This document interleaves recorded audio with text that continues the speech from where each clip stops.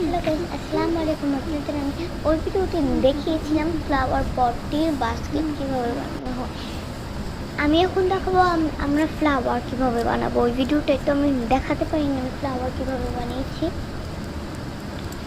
এত স্যাটিসফ্যাকশন ছিল। আমার ফার্স্টে গ্রিন কালার নিয়েছিলাম, ওটাকে তারপর আমি এভাবে রোল করেছিলাম।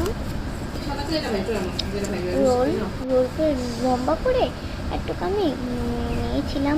নেওয়ার পরে এটাকে এমন একটি শেপ দিয়েছিলাম যেন ফ্লাওয়ারগুলো ঠিকভাবে হয়। আচ্ছা, আর আমি এটার মধ্যে বানাচ্ছি আমাদের আমার গার্লসদের ফেভারিট ফ্লাওয়ার।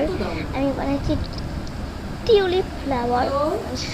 সব গার্লস আমি কিসব বলছি, সব গার্লসদের ফেভারিট ফ্লাওয়ার। আমি কেকের উপরে লাগিয়ে দিয়েছিলাম, পাতাতে বানানোর জন্য।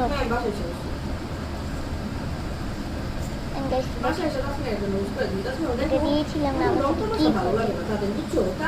ওটাতে আমি দিয়েছি, আমার সাথে একটি হয়ে গিয়েছিল পোপাট,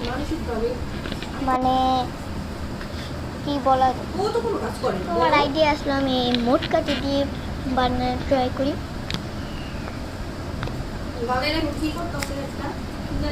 ওঠানে যখন আমি ট্রাই করছিলাম, এটাও হয়ে গেল আমার একটি পোপাট। এখন আর কি বলা যায়, তো আমি ভেবে নিলাম আমি আমার হাত দিয়ে বানিয়ে ফেলি। দেন আমি একটু পাতার শেপের জন্য ওটা আমি ডেমন করে নিয়েছিলাম। আমার এটার গাইস কি না কি হয়েছিল, এত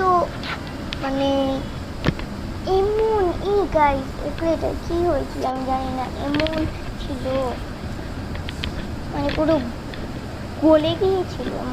দেন আমি পাতাগুলো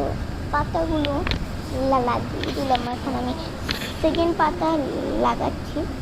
ফার্স্টের সেকেন্ড পাতার আমরা ডিজাইনটি করে নিয়েছি।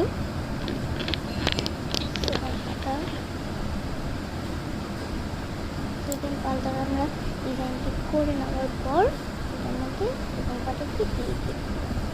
আমি বুঝতে পারছি যে আমি কোনখানে দেবো, তো ভাবলাম এখানে দিব। দেন আমরা ফ্লাওয়ারের জন্য স্পুন নিব, স্পুনের মধ্যে ফ্লাওয়ার কীভাবে করবো। ফ্লাওয়ারটি করার পরে স্পুনে ফ্রাই করে এভাবেই করে দিব। এত সুন্দর লাগছিল, মাশাআল্লাহ। Thank you for watching, bye by.